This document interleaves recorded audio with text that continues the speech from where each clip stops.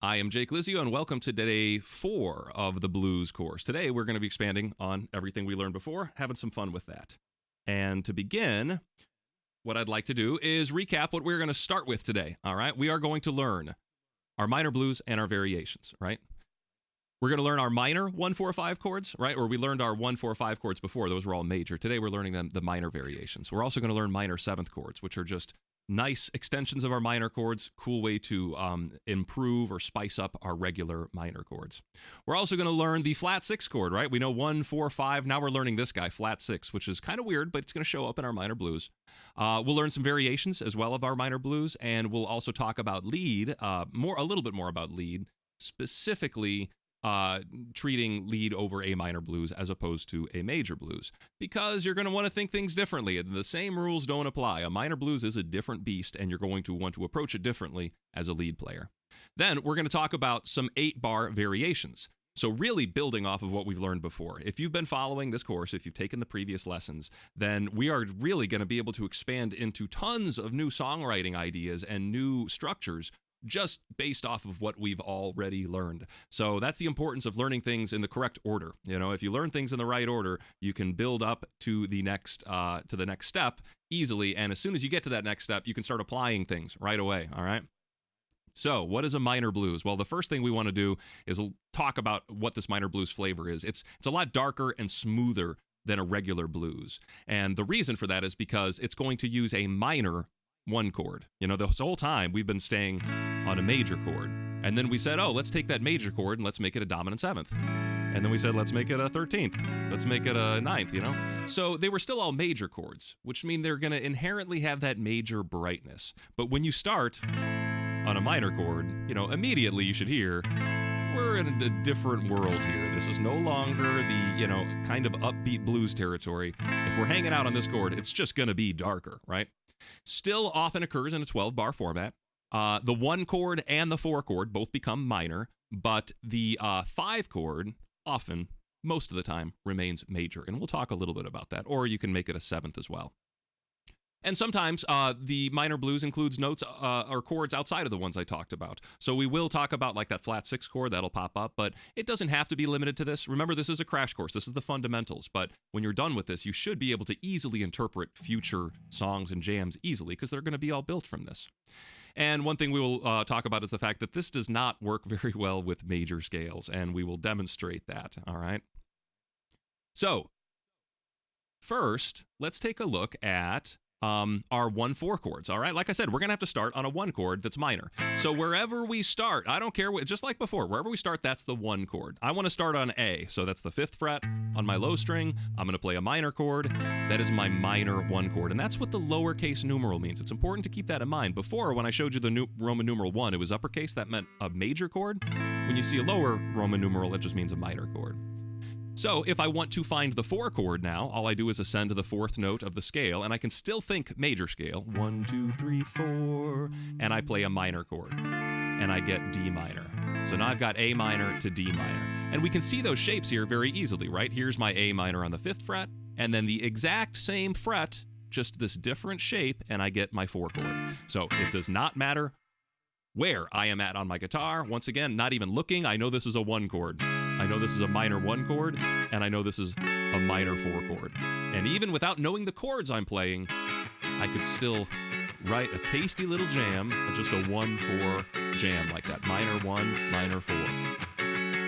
And I think it's more important to know the function of your chord. I really think it's more important to know, like, am I on a 1 or a 4 than actually knowing the name. Now I look at my hands and I realize, oh, I was in C sharp minor. Oh, I was doing a C sharp minor to an F sharp minor. Now I can see that.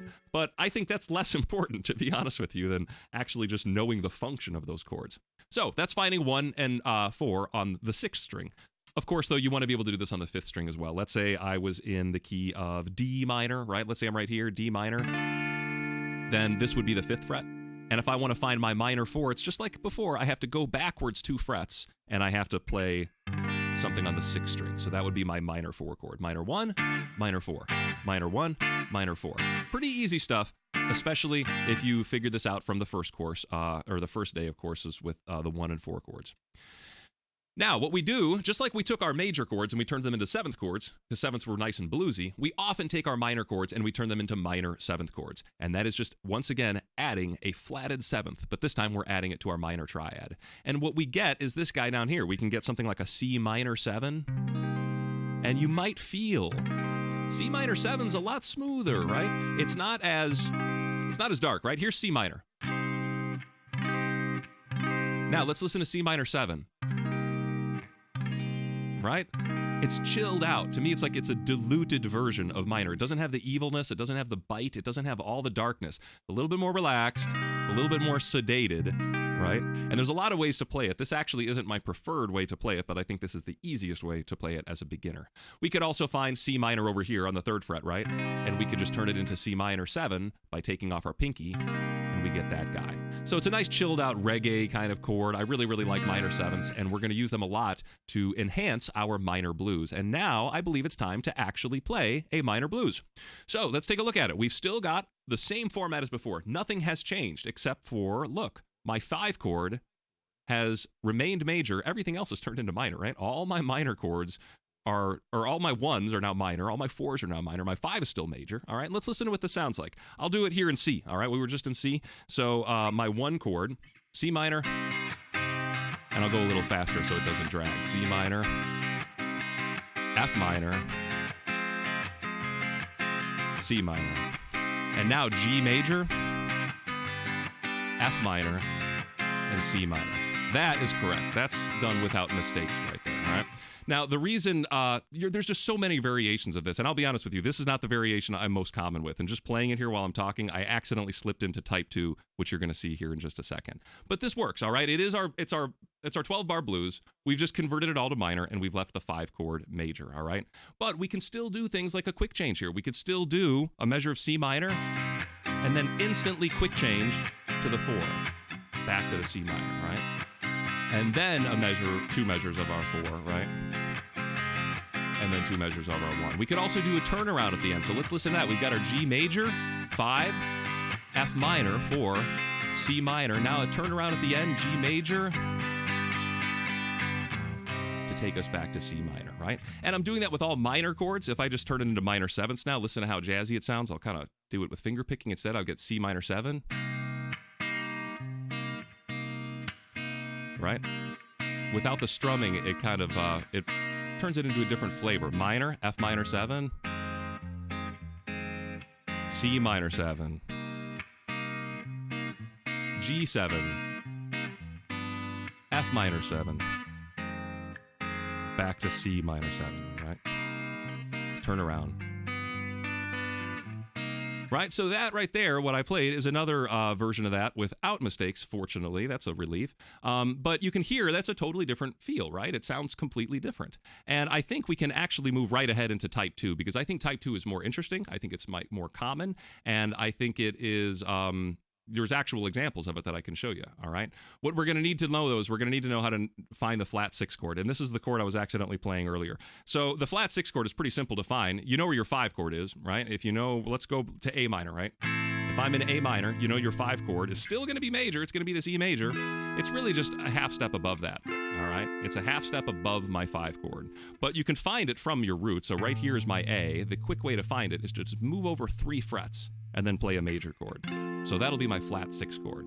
All right. Now let's say I was in A minor on the 5th string, which is way up here. All right. This is going to be kind of awkward. I'm in A minor, and then if I want to find the flat 6 chord, I just move over 1 fret and I play this shape right there. That'll be my flat 6 chord.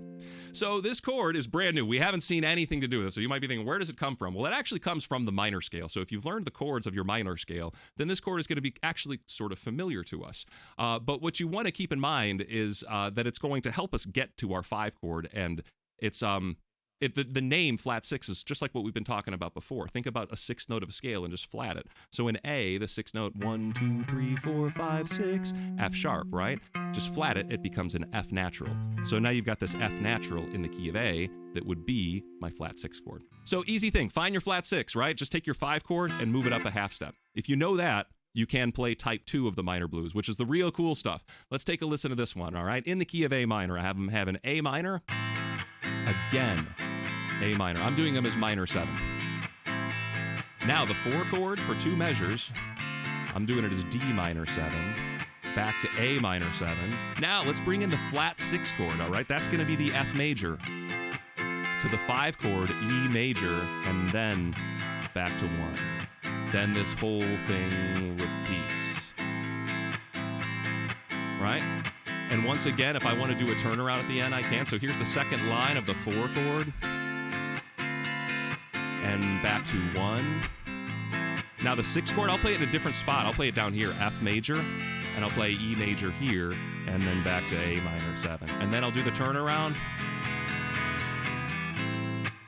All right, I love that vibe, and a great example of this entire jam being performed. The Thrill Is Gone. Listen to that song by B.B. King. That whole song is this jam. All right, that's one of many songs that is just this jam. It's much slower. It's in the key of B, but every one of these changes is the ones you're going to hear there, and you're going to hear this kind of thing a lot. I love it. This is actually the jam that we will be using for the track that I've associated with this lesson. So this lesson, I've associated this track here, Minor Blues in A, and if you take a listen to it, what we've got is an A minor 7, another measure of A minor 7, another measure of A minor 7 right here. Here's the switch. Switching back to the 1. And now the flat 6 to the 5 and to the 1. Staying on 1, right?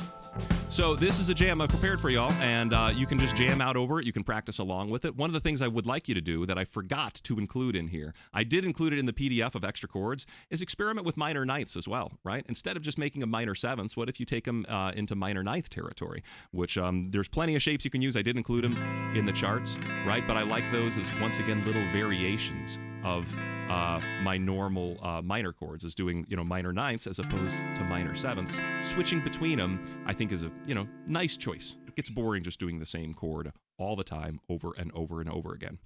So long story short, these are two, this jam right here, if you look at the structure, this is like brand new to us. This is actually pretty different than our 12-bar jam. Our 12-bar jam always had our 5 chord right here, and now our 5 chord is occurring a measure late, right? And so this is slightly different. It's a little harder to memorize if the only thing you have memorized is our regular 12-bar format, but the whole idea is that this isn't supposed to be a rigid structure. This isn't supposed to be just one structure and you stick to that forever and never change it. That's not the point. The point is that, like, it all kind of follows the same recipe. You know what I mean? It's like if I gave you a recipe to bake a cake and you give that to 10 different chefs, they're going to cook it 10 different ways. Some people might say, this is too healthy. I'm going to replace these raisins with some like chocolate chips and mayonnaise or something like that. And somebody might, I'm going to make it a vegan cake. I'm going to use just beans instead. But they're still using a recipe. You still need to go off of a recipe. And these are great recipes to be improvising off of. I don't really suggest you, follow them to the T unless you're beginning. I think that's a great idea. Just like if you're a beginner chef, follow the recipe. That way you learn how to not burn yourself, and you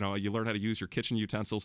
But here, I think it's a good idea to start, do it identical to these structures, but really quickly start playing with it and having fun with it and improvising with it. Now, we want to talk about lead with the minor blues because it's not the exact same rules, all right?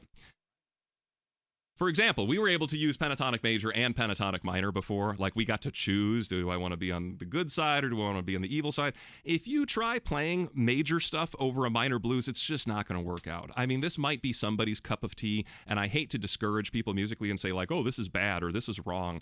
I'm just going to say, be very, very, very, very careful, and, you better really know what you're getting into if you try playing major stuff on top of this. It's just not going to work. And I'll show you an example. We already know that this is a 12 bar in A minor. This is an A minor 12 bar blues. Let's listen to how beautiful a pentatonic minor sounds on top of it. We already talked about pentatonic minor. You already know how that scale sounds. I'm just going to go up very slowly. Okay, a little faster.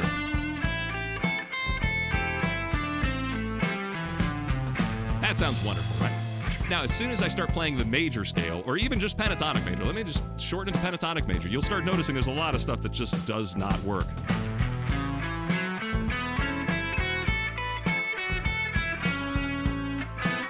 I mean, this is bad. I don't even want to keep subjecting you to that. So hopefully the point there's, don't use major, all right? It's a minor blues. You've really got to stick to something that is minor based. You don't want major thirds floating around in your minor blues, unless, I don't know, I don't want to discourage it because there's always a time and a place for it, but it's just a very, very rare instance where something like that's going to work. So the ones I really recommend are a pentatonic minor, and hopefully you know from our last lesson that a pentatonic minor can be played all over your fretboard. We've already learned 2 easy little shapes for it. You could also use the entire A minor scale, which we have not discussed in this video, but I think that would be a really good choice, especially if you're already familiar with the minor scale. And the A blues, that little touch of chromaticism works really, really, really good there. So I think those are 3 excellent, easy choices to soloing on top of an A minor blues. So let's listen to a little bit of that kind of stuff. I'll talk you through what I'm doing here. You already heard what it sounds like to go down the scale, back up. Those same bends we talked about last time still work.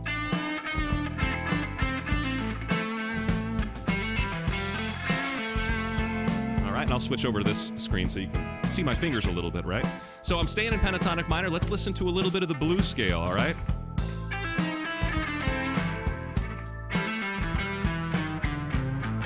All right, just going up and down blues. Keep it simple. I mean, that sounds like $1 million if you ask me. Just going up and up. Now having some fun with it.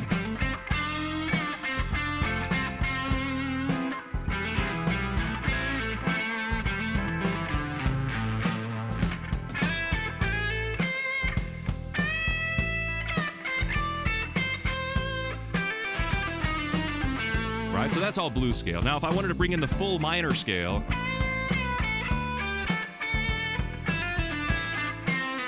you might hear there's a little more color.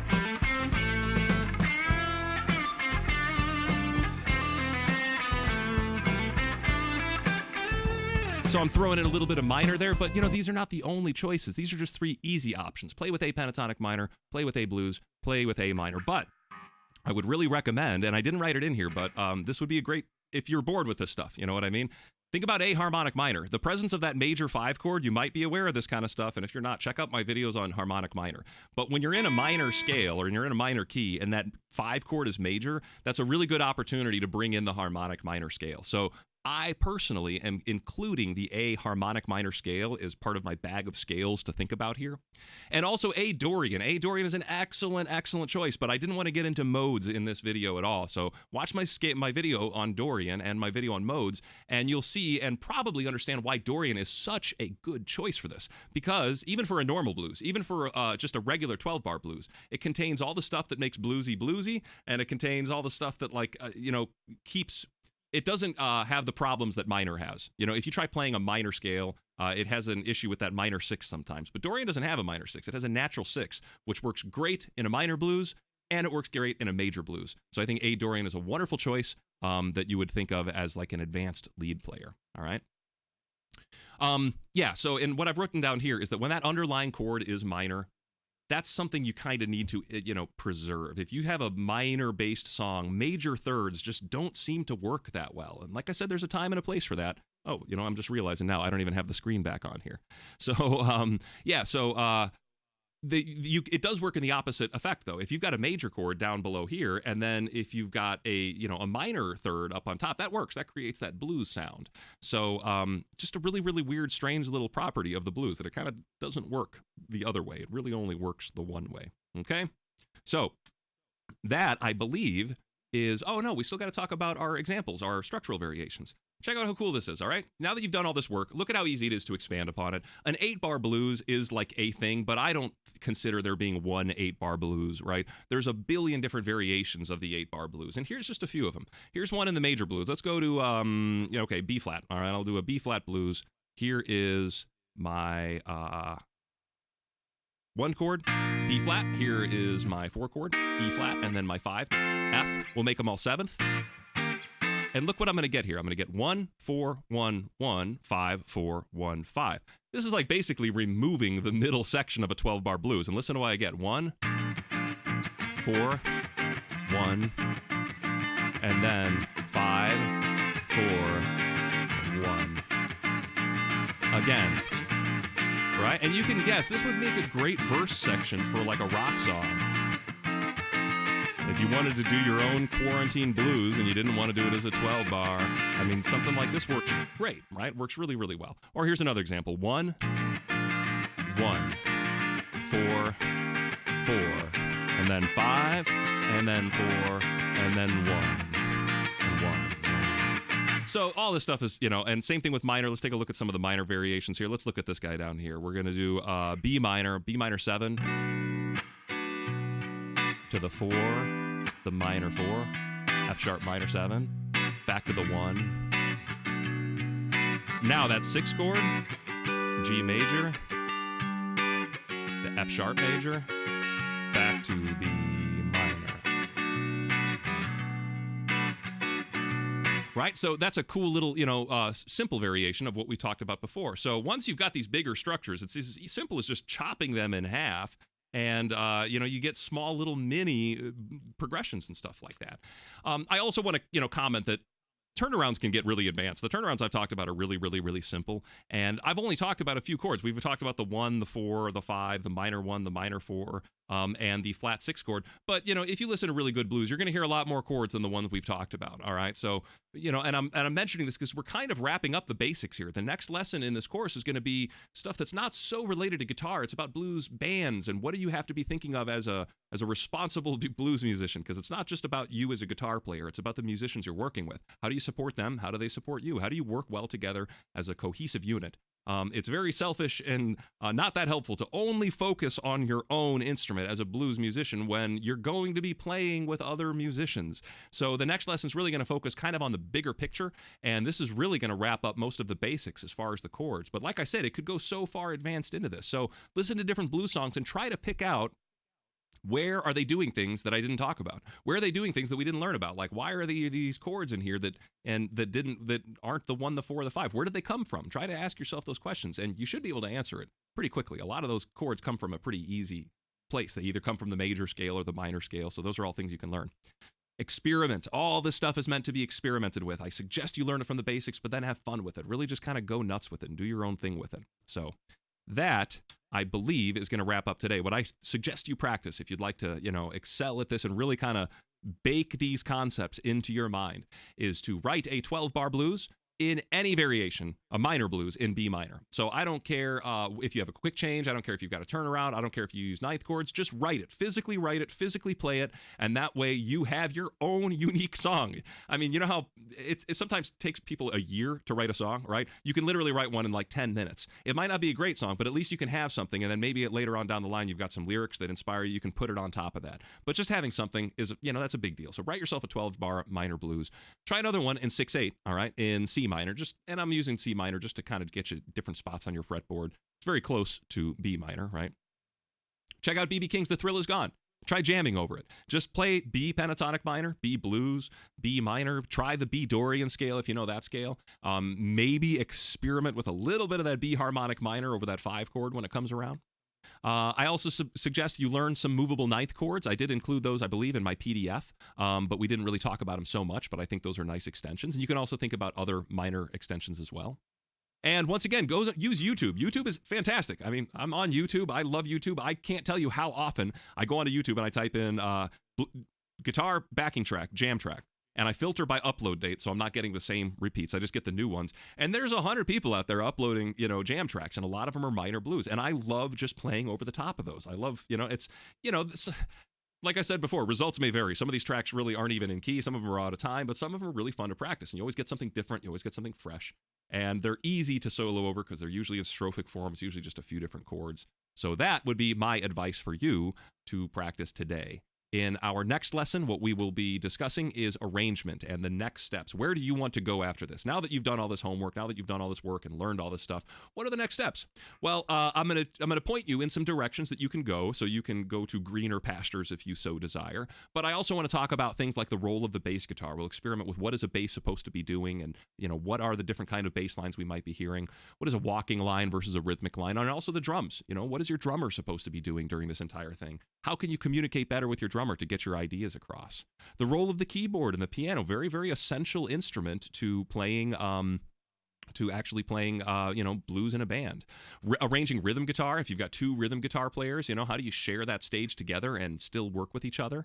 And I'm going to talk a little bit about, my general philosophy on blues, because, I've given you as much subjective stuff as I can, or objective stuff, and I'd like to give you my own subjective interpretation of why the blues works and kind of what I think about this genre. But I would like to save that for the last, because I don't want to, poison your well with any of my silly theories. So thank you for watching day 4. I hope you enjoyed this, and I hope it made sense, and I will see you in the next lesson.